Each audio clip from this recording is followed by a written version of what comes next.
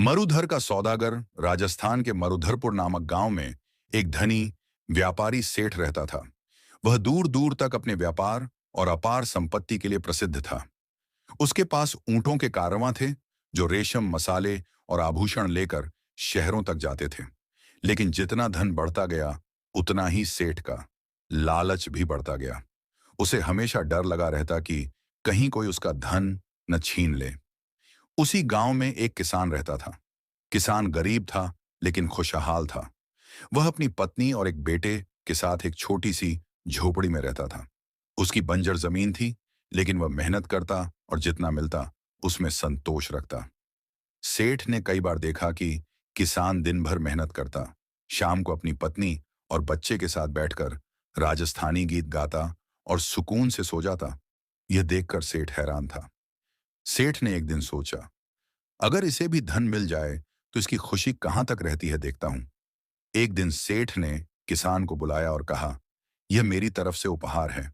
और सेठ ने सोने की 100 अशर्फियां किसान को दे दी। किसान ने पहले लेने से इनकार किया, लेकिन सेठ जी के जोर देने पर रख लिया। किसान वो अशर्फियां लेकर अपने घर वापस आ गया।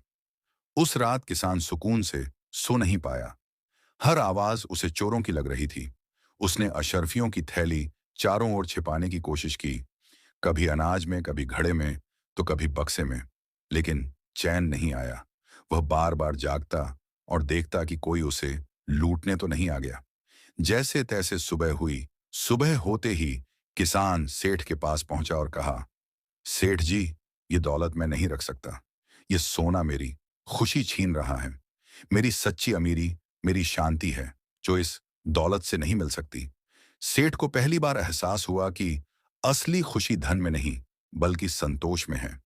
सेठ ने उसी दिन फैसला किया कि अब से वह सिर्फ अपने लिए नहीं, बल्कि गरीबों के लिए भी जिएगा।